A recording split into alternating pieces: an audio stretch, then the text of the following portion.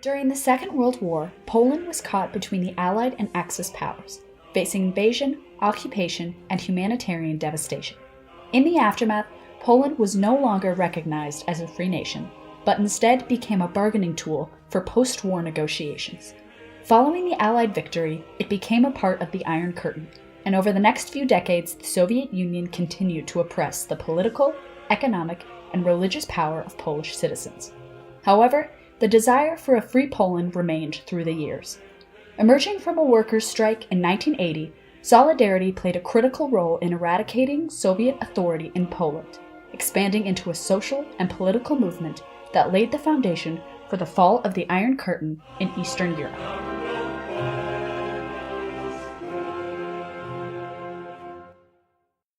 In the 1970s, Poland was facing severe economic decline. The federal debt was at an all-time high, reaching $18 billion, with production plummeting, wages becoming stagnant, and shortages of food and supplies for citizens. Because of these factors, workers in the industrial and agricultural sectors became increasingly frustrated with communist policies in the region. On August 14, 1980, the dismissal of crane operator and union activist Anna Walenta-Nowicz from her job at the Lenin shipyard just 5 months before her retirement ignited a workers' strike, 17,000 strong. Led by electrician Lech Walesa, the workers' strike spread throughout Poland, prompting 21 demands to be posted outside the Lenin shipyard in Gdańsk. Most notably, the workers advocated for the establishment of free trade unions to better represent their interests. Poland's communist leader at the time, Edward Gierek, wanted to pursue political negotiations over military action. Negotiations began on the 21st of August with workers, an approach that was unprecedented in a nation under Soviet control. By August 30th, the parties came to agreement. The Gdansk Social Accords, or Gdansk Agreement, allowed the establishment of a free trade union that could represent workers' economic interests. However, there was one condition. As the agreement states, these new unions are intended to defend the social and material interest of the workers, and not to play the role of a political party. In September of 1980, Polish workers established the Independent Self-Governing Trade Union Solidarity, or NSZZ Solidarność.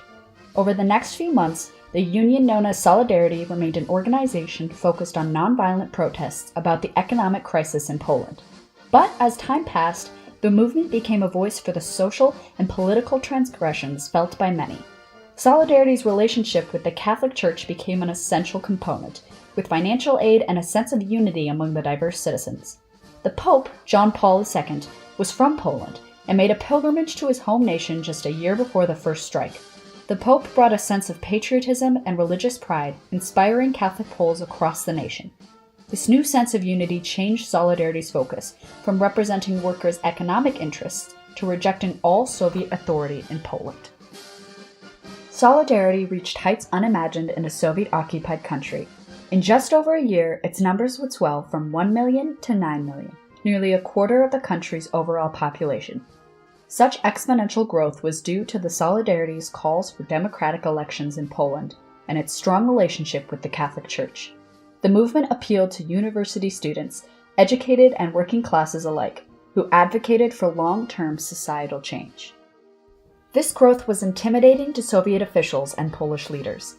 In response, General Wojciech Jaruzelski, along with the Military Council of National Salvation, imposed martial law on December 13, 1981. After its establishment, Solidarity and other small pro-democracy organizations were banned, and over 5,000 of Solidarity's leaders and supporters, including Lech Walesa, were arrested and imprisoned overnight with no charges. Curfews were enforced, national borders were sealed, airports closed, and main roads leading into cities were restricted. The Communist Party imposed these laws to halt growing movements like Solidarity from influencing the government even more. After the imposition of martial law, the Solidarity movement went underground, but remained strong for the next 8 years. Despite most of its leaders being arrested and jailed without sentence or trial, and citizens facing years of police harassment, the nonviolent protesting persisted. Such success in a USSR-dominated region was unprecedented. A few key factors contributed to the Solidarity's overall achievements. First, Solidarity's use of illegal publications and unconventional communication mediums continued Polish engagement with the Solidarity movement, particularly during martial law. Their samizdat, or self-published pamphlets and informational bulletins, were copied by presses hidden in church basements and passed from person to person manually. Solidarity circulated 7 different newspapers and distributed booklets that instructed Poles on how to identify secret police and bypass censorship. Through these publications, supporters could stay informed. Bill stickers, usually students, would post flyers and posters containing slogans and information about upcoming rallies and strikes. Distributors and bill stickers faced jail time of up to 3 years if they were caught with Solidarity material, but their efforts to spread information were paramount to maintaining influence and relevance during the communist crackdown. Additionally, the charismatic leadership of Lech Walesa garnered international support for the movement. Establishing himself as a leader in the early workers' strikes allowed him to gain notoriety within the Solidarity movement, and as an electrician and family man, Walesa had a personal connection to the movement's values and established credibility with fellow workers. Prior to 1980, he had no experience as a political leader or activist. Nevertheless, his natural charm and wit caused Poles and international supporters alike to see something great in him. Awarded the Nobel Peace Prize in 1983, he helped build strong ties with influential nations like the United States and maintained a non-violent approach to fighting communism in Poland. Scholars agree that Polish citizens had such faith in Walesa and the movement that they were willing to risk jail time and police brutality for him. To everyone, Walesa embodied a working-class hero. In early 1989, due to rising economic and social pressure, General Jaruzelski agreed to talk with Solidarity in the historic Round Table Talks. After nearly 2 months of negotiations, a 400-page document was signed by both sides, officially recognizing Solidarity. This success was unparalleled to any other country in Eastern Europe. Poland had its first free election since World War II in June of 1989, and with Lech Walesa's victory, Poland formed the first non-communist government in the Soviet bloc. But a democratic Poland had many more problems they needed to overcome.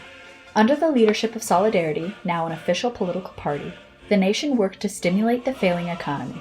Walesa's ties with other nations allowed the nation to receive aid from countries like the United States. Over the course of the next decade, Poland slowly but surely recovered from Soviet occupation, decentralizing government power and building strong relationships with neighboring countries. The success of Solidarity in Poland created a cascading effect across the Eastern Bloc, leading to many non-violent and peaceful anti-communist protests throughout Central and Eastern Europe known as the Revolutions of 1989. The USSR's hold on more than 15 countries began to crumble, and in November of 1989, the Iron Curtain came down.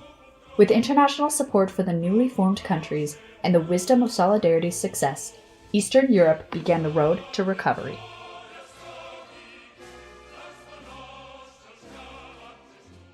Now, 30 years later, many see the success of Solidarity in a different light. Many saw Solidarity as a cause of the collapsed economy and rise of Catholic nationalism in Poland in the earlier part of the 21st century. In present day, many politicians see the rights of workers as burdens on the state and the economy, associating them with the communist regime of their past, and others are attempting to erase Lech Walesa from their history altogether.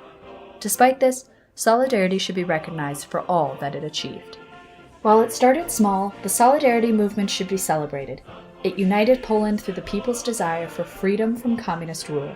To conclude in the famous words of Lech Walesa, "My most ardent desire is that my country will recapture its historic opportunity for a peaceful evolution, and that Poland will prove to the world that even the most complex situations can be solved by dialogue and not by force."